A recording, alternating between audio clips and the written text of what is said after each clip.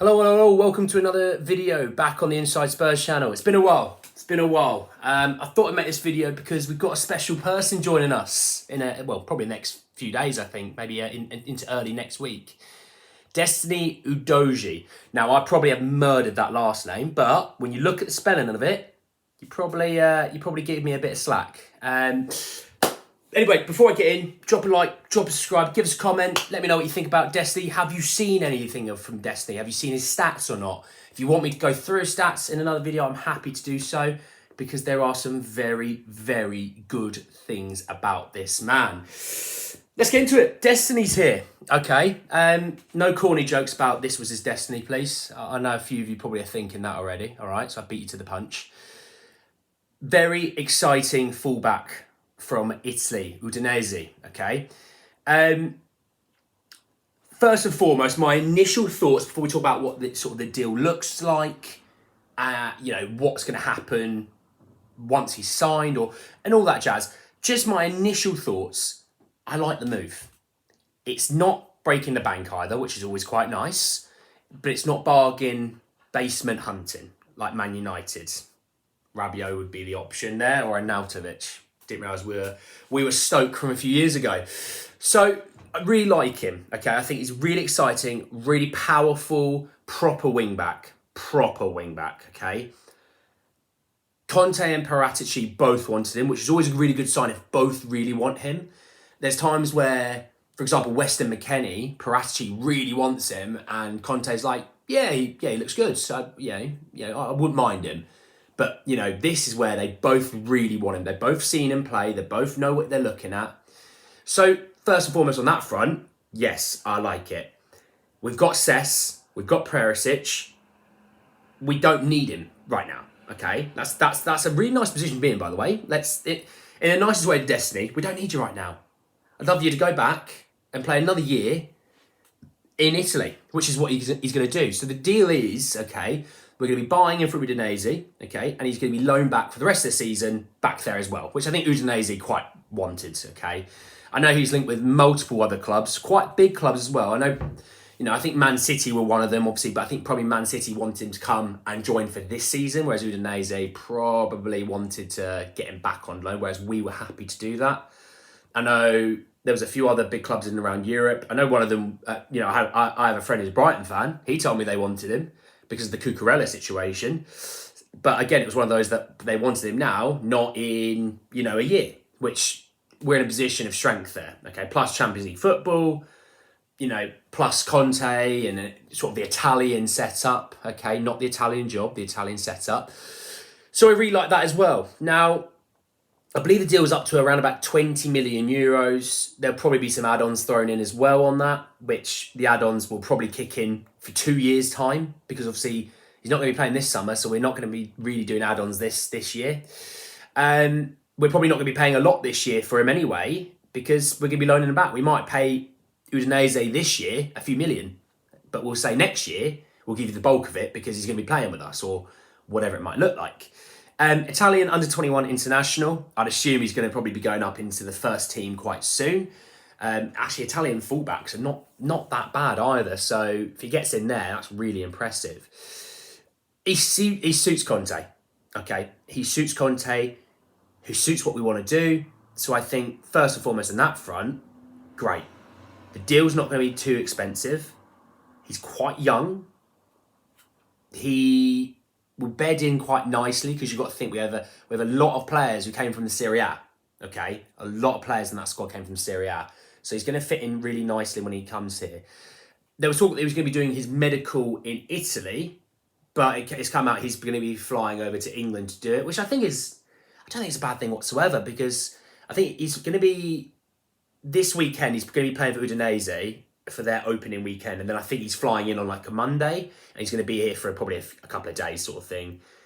Do the medical, sign the contract, do holding up the shirt and all that formality stuff, meet a few players, and then be back on his way back over to Italy to play the season. So I'll be keeping a real close eye on Udinese. So if Spurs aren't playing Udinese on, I'll find a way to watch their game, because I really want to keep watching more and more of the players that we have out on loan, You know, I'm trying to keep up to date with your Troy Parrots and your Dane Scarlets and all those sort of players. But this one is obviously one that could be a first team player next season. I do want to keep an eye on him and really see how he progresses this season. One of the big reasons why I'm excited, okay, is last season, Perisic as a fullback had the most goal contributions as a fullback from the Serie A, obviously. That's amazing, okay? We got him for free. Let us settle for a minute. We got Perisic for free. That's brilliant.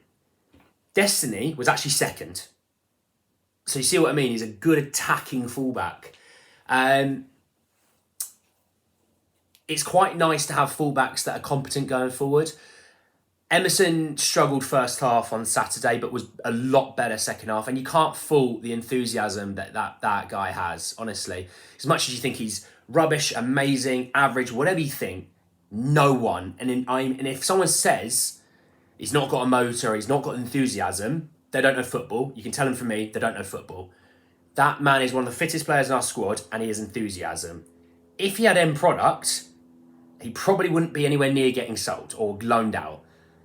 Destiny has the attacking ability. Now, defensive ability-wise, that's the best thing about the wing-back situation. You do get quite a lot of protection. You think Son and Kulusevski obviously track back to help if there's a double-up that they need to do or the overlaps.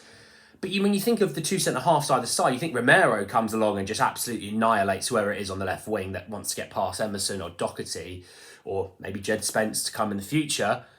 But on the left-hand side, Ben Davies obviously is a fullback, knows how to play in the channels. So I'm never worried if Ben comes out there because I know he can do it. And he's done it for years in the Premier League. Clement Longley, obviously, it could be him coming over. Obviously, we'll see a little bit more about Clement. What I would say is, I was right. I'm still right about him being really good on the ball. So if you listen to that and you took that note into the games when you watched him, you sat there and went, yeah, Andrew is right. I think it's a really good move. In just as a whole from Destiny, I'd happily have a chat with any one of you in the comment section. I do normally what I find is with the comment section, I would try and bring them into a video, okay? I think it's one of those things that people probably go, but it's not for the here and now, and we want to do stuff this season. Yeah, this is a project, okay? This isn't. I don't think Spurs fans really sitting there going, we're going to win the league this year. We're going to win the league. I do think we'll be closer to the top two. I think that's very fair to say. I think you find a lot of fans are saying, yes, Spurs will be better this year. They will be closer. I mean, I had a Liverpool fan that thinks we'll finish above them. And I said, look, as much as I love your enthusiasm for our club and your pessimism for your club, you've still got some world-class players. You're still fantastic. You were in 3 finals last year and you were in the Premier League race right to the very end. Okay? We're not going to finish above Liverpool. Something has to go wrong for that to happen, okay? I think Chelsea and Spurs will battle out for thirds. They're linked with some pretty exciting players, so we'll see what happens there. It takes a little while to sort of integrate as well, and don't forget there's a World Cup that might sit in the way of that. And that's why it's so important this summer that we got so many deals done so quickly, because the World Cup may hamper more integrations.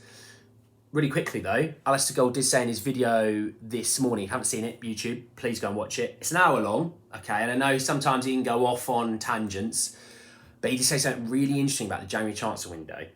He does actually see the January transfer window this year potentially being the most liquid in terms of moves, because of obviously the fact that there's a World Cup, injuries, all these things, okay. He said, look, you could see this January transfer window not being like a summer, being moves galore, but more than you would ever find really normally for a January transfer window. I mean, we took a whole month to get 2 guys in that we got in, which, by the way, those 2, Bentancur and Kulusevski, outrageous ballers, okay? But you'll see that we'll probably find more signings come January. So Spurs fans who cry and moan and complain about, oh, we've not signed this, we've not signed that, we've not done this, we've not done that. It's just because you're a bit greedy. We've had a really good window. Just bring yourself back a little bit and actually just evaluate it. We needed squad depth more than anything. Good squad depth, obviously, not rubbish. Good squad depth, and we did that. We're looking just to tweak a couple of things, and that's us done, okay? Destiny, is a more of a project. He's a longer term sort of guy. I understand maybe that's not the sexy thing and you're upset about it. But trust me, he will be good. You just won't see it for a year, okay? But keep an eye on Udinese, okay? I will probably throughout the year talk about, players out on loan and how they're doing. And I'll talk about sort of what I'm seeing. What I would say is Troy Parrott did score his first goal for Preston, okay, in the League Cup. So that's always nice. It's off the mark. Golden boot, here we go. But let's just wait and see. But anyway, let me know what you think, guys, in the comment section. Drop a like, give a subscribe, all that jazz. And I'll see you all very soon.